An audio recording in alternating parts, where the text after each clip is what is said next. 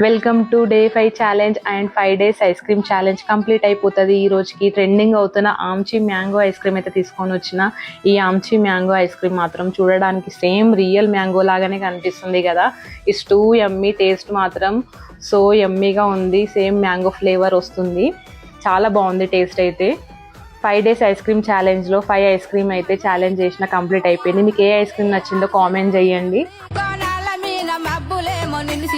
మనసులు ఎవ్వరి మీదనే జవ్వ మనసులు ఎవ్వరి మీదనే యాపకొమ్మల మీద పొద్దులేమో కూకినాయి, యాపకొమ్మల మీద పొద్దులేమో కూకినాయి. యాపతి ఎవ్వరి కోసమే జవ్వ యాపతి ఎవ్వరి కోసమే.